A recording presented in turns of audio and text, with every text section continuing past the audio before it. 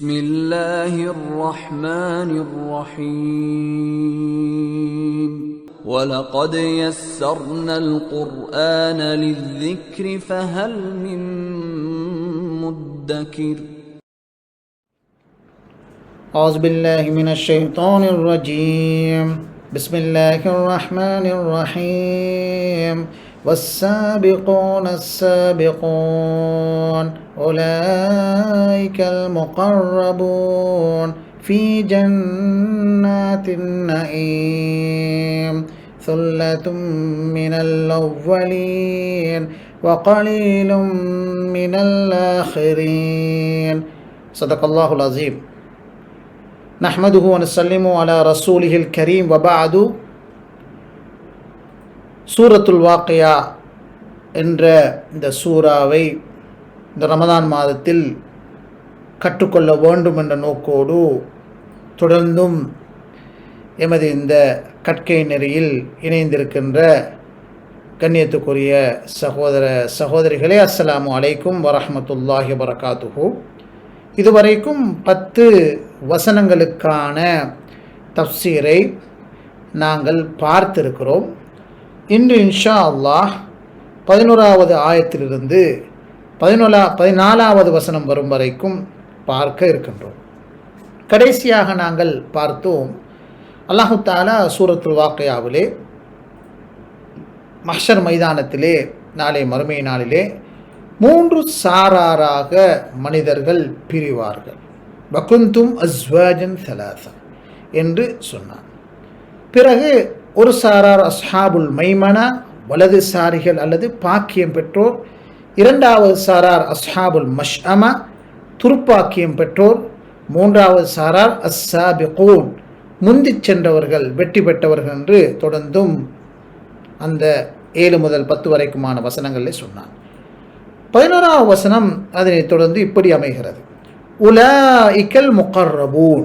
உலாயிக்கன்னு சொன்னால் அவர்கள், அல் முகர்ரபூன் மிக நெருக்கமானவர்கள். கர்ரபன்னா நெருக்கினான், கருபன்னா நெருங்கினான், முகர்ரபூன் என்றால் மிகவும் நெருக்கம் பெற்றார்கள். உலாயிக்க அல் முகர்ரபூன், அவர்கள் தான் மிகவும் நெருக்கமானவர்கள் என்ற கருத்தை அந்த 11வது வசனம் தருகிறது. ஃபி ஜன்னாத்தின் நஈம். ஜன்னாத், ஜன்னா என்றால் சோலை அல்லது சுவனம். ஜன்னத்துன் என்ற சொல்லுடைய பன்மைதான் ஜன்னாத், சோலைகள். அந்நஈம் எல்லோருக்கும் தெரிந்த ஒரு பிரயோகம் தான் நிஅமா. நிஅமான்னு சொன்னால் அருள். அந்த நிஅமத் என்ற சொல்லிருந்து வருவது தான் நஈமுன், நிரந்தரமான அருள், நிலை பேரான அருள் என்ற கருத்தை நஈம் என்ற பிரயோகம் தருகிறது.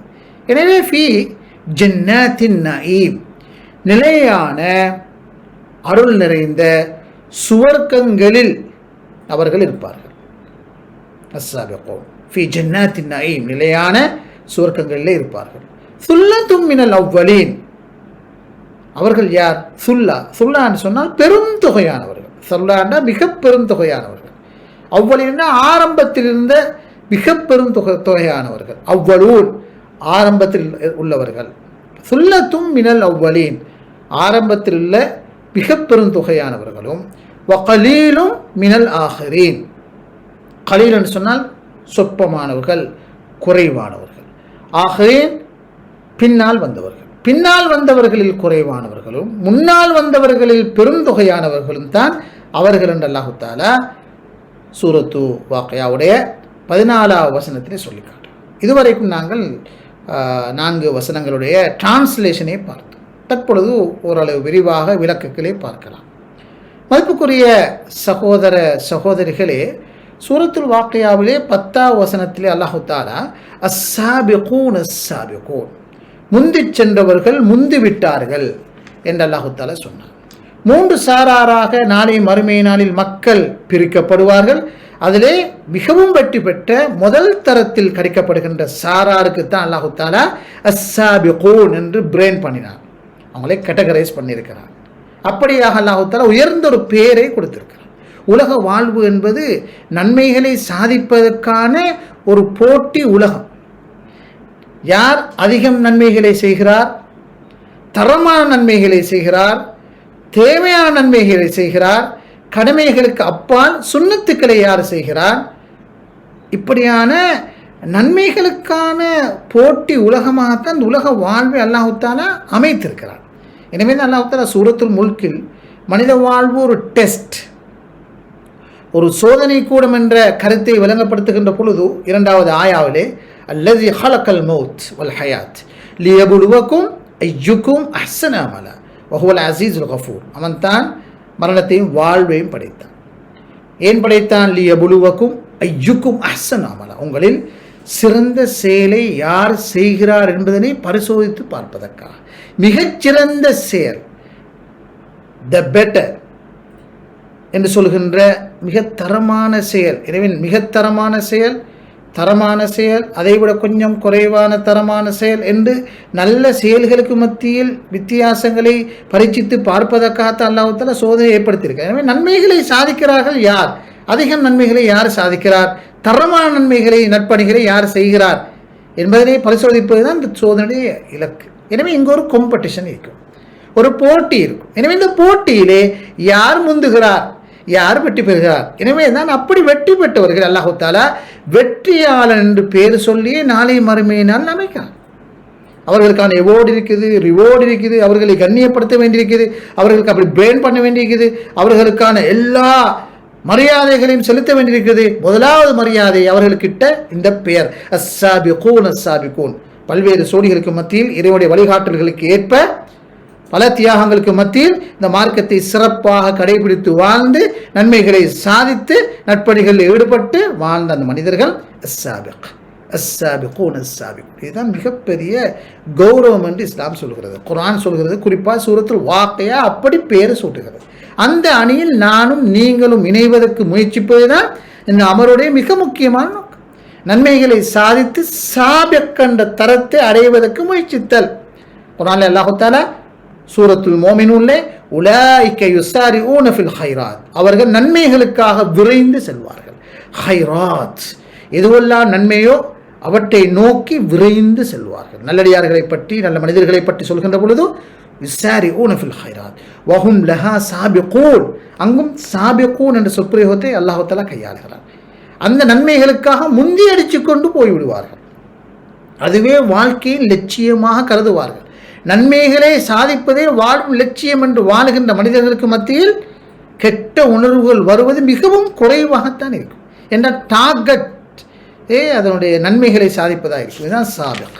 இப்படியான நிறைய நன்மைகளை சாதித்த, தரமான நன்மைகளை சாதித்து அந்த சாபிக் என்ற பேர் பெற்ற மனிதர்கள் அல்லாஹ் தஆலா அடுத்த கட்டம் 2வது கண்ணியம் உலாயிகல் முகர்ரபூன், அவர்கள் அல்லாஹ்வுக்கு மிக நெருக்கமானவர்களாக மாறிவிடுவார்கள். அல்லாஹ் தஆலா தஃசீர் ஆசிரியர் சொல்கின்ற ஒரு மிக முக்கியமான ஒரு கருத்து இருக்கிறது. உலாயிகல் கரீபூன் என்று அல்லாஹ் தஆலா சொல்லவில்லை, அவர்கள் நெருக்கமானவர்கள் என்று சொல்லவில்லை. மாற்றமாக அரபு மொழியிலே மிக பொருத்தமான ஆழமான கருத்தை தருகின்ற ஒரு பிரயோகத்தை தான் அல்லாஹ் தஆலா கையாண்டிருக்கிறார். அல் முகர்ரப் என்றால் மிக நெருக்கமான, நெருக்கத்துக்கு உட்பட்டவர், அல்லாஹ்வுடைய மிக நெருக்கத்துக்கு உட்பட்டவர் முகர்ரப் என்று அல்லாஹ் தஆலா அந்த பிரயோகத்தை தான் கையாண்டிருக்கிறார். எனவே சாதாரண உலக வாழ்வில் கூட ஒரு பெரிய மனிதனோடு தொடர்பு வைப்பதற்கு அதிகாரமும் செல்வாக்கும் பட்டமும் அறிவும் இருக்கின்றவர்களை நோக்கி நெருங்குவதற்கான எவ்வளோ போட்டிகள் நடைபெறும். தனக்கு இவரோடு தொடர்பு இந்த கென்டெக்ஸ் இருக்குது என்று சொல்கிறதே பெரிய விவகாரமாக பார்க்கப்படுகிறது. எனவே நாளை மறுமையினுடைய மிக முக்கியமான கென்டெக்ஸ் அல்லாஹ்வுடன் ஒரு கென்டெக்ட், நெருக்கம், க்ளோஸ் டு அல்லாஹ், அல்லாஹ்வுக்கு ஆக நெருக்கமானவராக மாறுறார் என்றதுதான் நாளை மறுமை நாளின் மிக பெரும் வெற்றி. போட்டி போட்டு வெற்றி பெற்றவர் என்ற பேர் ஒரு பக்கம், 2 அல்லாஹ்வுக்கு நெருக்கமானார் என்ன, அதுக்கு மேலே முழு அதிகாரத்தையும் தன்வசம் வைத்திருக்கின்ற மாலிகியோமித்தீன் என்று குர்ஆனும் சொல்வது போன்று மறுமை நாளுக்கு முழு அதிகாரமும் வைத்திருக்கின்ற பொறுப்பு வாய்ந்த அந்த அதிகாரிக்கு நெருக்கமானவனாக நாங்கள் மாறுவது தான் இங்கே இருக்கின்ற 2வது விஷயம். மட்டுமல்ல, ஸல்லல்லாஹு அலைஹி வஸல்லம் அவருடைய ஒரு ஹதீஸ் இருக்கிறது, எப்படி ஒரு அடியான் அல்லாஹ்வுக்கு நெருக்கமாக மாறலாம்.